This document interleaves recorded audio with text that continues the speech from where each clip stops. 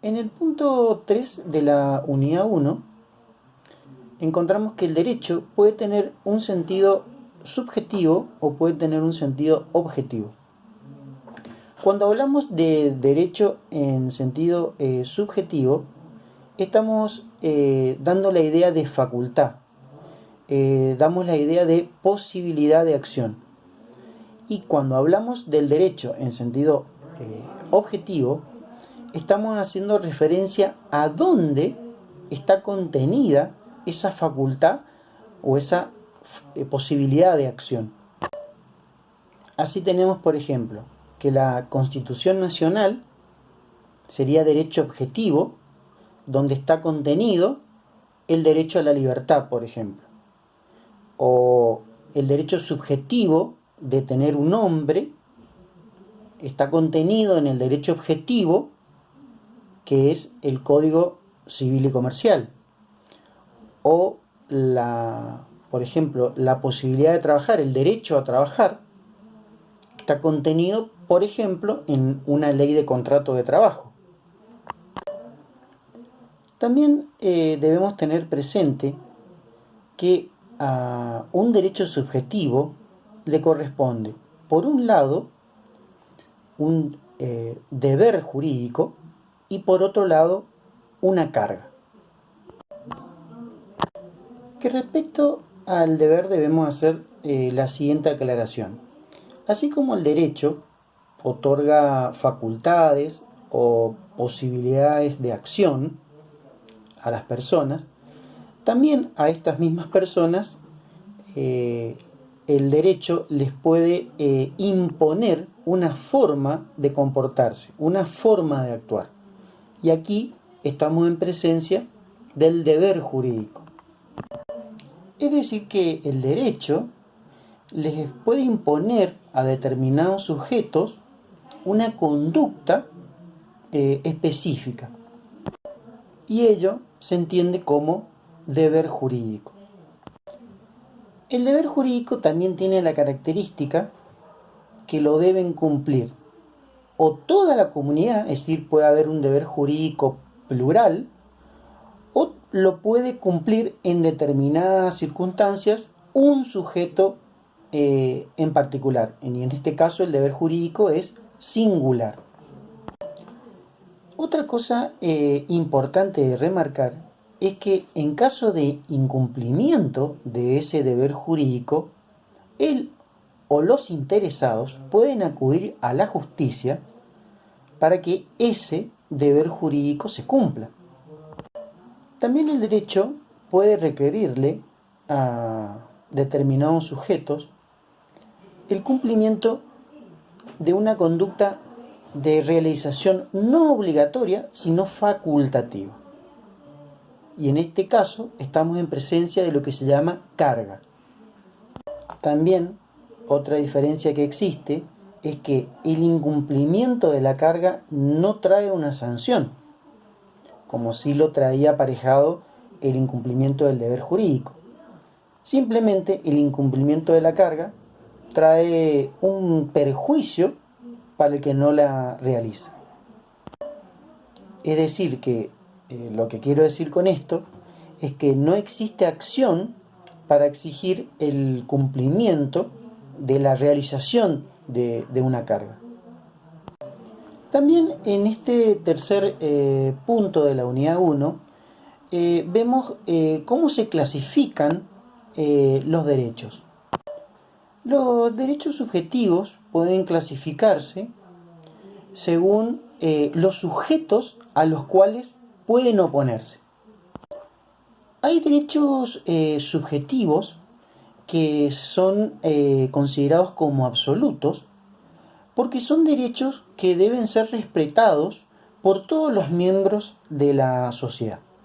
Así, por ejemplo, en materia de derechos reales, que son los derechos que un sujeto tiene en relación a las cosas, tenemos que el derecho de propiedad que, por ejemplo, puede tener una persona sobre un inmueble debe ser respetado por todos los miembros de una sociedad. O por ejemplo, otros derechos que tienen la característica de ser absolutos son los derechos personalísimos del hombre. Así, el derecho a la vida, el derecho a la salud, el derecho a la imagen y todos los derechos personalísimos que tiene un ser humano deben ser respetados por todos los miembros de la comunidad. Los derechos relativos, en cambio, se tienen frente a un determinado sujeto y solo se pueden hacer valer contra él. Por ejemplo, en los derechos crediticios, si uno firma un pagaré con otra persona, ese derecho al cobro de ese pagaré se va a poder ejercer contra solamente esa persona. También otro ejemplo de derechos relativos serían los derechos familiares. Por ejemplo, la petición de divorcio que puede tener una persona como derecho, una persona tiene derecho a divorciarse, la puede ejercer sobre una determinada persona, que es hasta ese momento su cónyuge. O por ejemplo, un hijo solamente le puede reclamar alimentos a sus padres, es decir, son derechos que se ejercen sobre determinadas personas y no como los absolutos que se ejercen sobre una generalidad. Los derechos subjetivos también se pueden clasificar respecto a la materia que se refieren.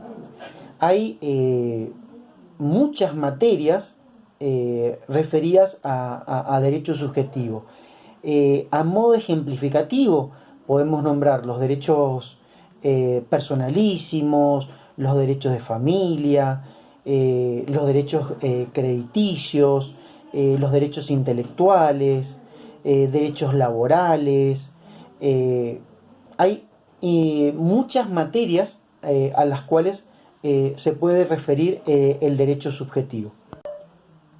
También existe la clasificación de derechos subjetivos según tengan un contenido patrimonial o no lo tengan, y en este caso estamos hablando de un derecho subjetivo extrapatrimonial. Por excelencia, los derechos subjetivos extrapatrimoniales o que no tienen contenido económico serían, por ejemplo, el derecho de familia, y con contenido patrimonial estamos hablando acá de derechos que puedan ser valuables en dinero, como por ejemplo los derechos reales, que son los derechos sobre las cosas, o los crediticios. Pasemos ahora a hablar de el ejercicio regular de un derecho y su relación cuando se abusa de un derecho. Las normas que se dictan y que conforman el derecho positivo de una sociedad, y cuando me refiero a normas estoy hablando de leyes, decretos, ordenanzas. Esas normas tienen una finalidad, son dictadas para que los individuos las respeten y se conduzcan de acuerdo a lo que la norma dice. La finalidad general del derecho sería que vivamos en una sociedad organizada. Esa es la finalidad que tiene el derecho. Pues bien, cuando una persona hace un ejercicio desajustado a los fines por el cual esa norma fue creada, o fuera de los límites de la moral, la buena fe o las costumbres, no está haciendo un ejercicio regular del derecho, sino que se dice que en ese caso está abusando del ejercicio del derecho. Cuando entonces hablamos de abuso del derecho, estamos hablando de que se está haciendo un ejercicio antifuncional de un derecho que le es propio a una persona, pero que al ejercerlo de esa determinada manera, ello está contrariando lo razonable y lo justo. El Código Civil prevé diferentes formas en las cuales se puede configurar un abuso del derecho. Así habla del abuso del derecho propiamente dicho. Aquí podemos encontrar como ejemplo algunas situaciones que se dan en el derecho reglamentario, por ejemplo, en los edificios. Un edificio de propiedad horizontal tiene la potestad, tiene el derecho de dictarse un reglamento interno, por ejemplo. Pero si los que dictan ese reglamento interno de un edificio de propiedad horizontal se exceden de esa facultad reglamentaria, estarían produciendo un abuso del derecho. Supónganse que se dicte un reglamento en un edificio donde se prohíban el ingreso a niños porque consideran que son perjudiciales y que pueden dañar las paredes o los vidrios del edificio. A ver, eso es un claro abuso del derecho, porque si bien los copropietarios de un edificio de departamentos puede dictar un reglamento interno, se están abusando de esa potestad reglamentaria que tienen al ser irrazonable, al ser injusto, al excederse de esas potestades que tienen, porque imagínense que prohíban el ingreso a niños menores, eso sería un claro abuso del derecho. O por ejemplo, ¿existe la posibilidad de que una persona escuche música? Sí, tiene el derecho a escuchar música, pero ¿tiene esa persona el derecho de escuchar música a unos decibeles tan elevados que molesten a todos sus vecinos? No, no es posible. Por eso, en este caso también estamos hablando de que esa persona está abusando de su derecho de escuchar música al perjudicar a los demás. En todo lo que tenga que ver con esto del abuso del derecho, van a encontrar familiar un refrán que dice que el derecho de uno termina donde comienza el derecho de los demás. Es decir, que uno no puede, haciendo ejercicio de su derecho, perjudicar a los demás, porque en ese caso se está abusando del derecho que tiene conferido. Otra de las situaciones que contempla el Código Civil cuando habla de abuso del derecho se refiere a las situaciones jurídicas abusivas. Estas situaciones generalmente se dan en las relaciones de consumo entre la parte de mayor preeminencia, que es una empresa proveedora, y el consumidor, que tiene menor jerarquía en la relación. Estas situaciones se dan por cuestiones donde los contratos se tornen, es decir, los contratos de consumo se tornen en ciertas circunstancias extremadamente onerosos para el consumidor, o sean situaciones en las que al momento de contratar, al momento de realizar el contrato de consumo, este consumidor no ha podido prever o no ha podido advertir ciertas cláusulas que con el tiempo pudieron llegar a ser perjudiciales para él. Ahí en el apunte podrán ver que hay varios ejemplos de cómo se predisponen ciertas cláusulas en un contrato que pueden llegar a ser abusivas para el consumidor, Y generalmente estas cláusulas las podemos encontrar en los contratos de adhesión. Los contratos de adhesión son contratos en donde el consumidor no tiene la oportunidad de poder discutir las cláusulas del mismo. Supónganse como ejemplo el supuesto de los contratos de adquisiciones de planes de ahorro de automotor. Cuando uno va a una agencia de vehículos a comprar un auto bajo este tipo de contrato, estos tienen la característica de que el mismo no puede ser discutido por la parte consumidora, es decir, por el comprador. Las cláusulas ya están prescritas, están impresas y lo único que el consumidor puede hacer es firmar el contrato.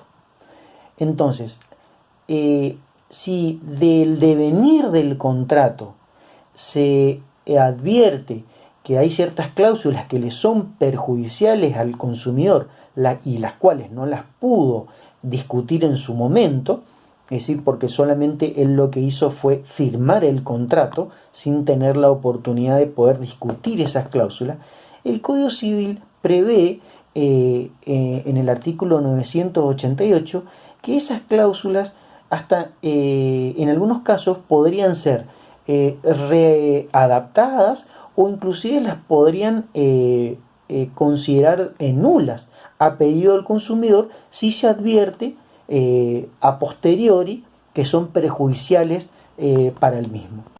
También, por último, el Código Civil y Comercial prevé otra situación de abuso del derecho que se da con el abuso de la posición dominante en el mercado.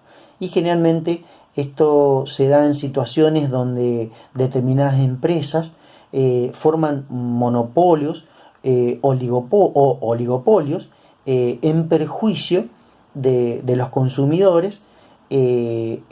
Son empresas que, por ejemplo, tienen exclusivamente la provisión de un bien o servicio y entonces, producto de esa situación de falta de competencia, se abusan de esa situación.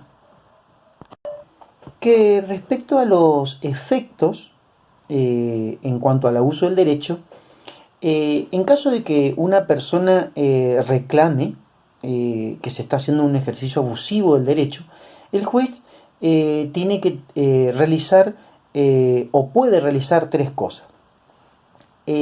Puede adelantarse, es decir, evitar que se produzca ese abuso del derecho, si es posible. En caso de que ya se esté configurando el abuso del derecho,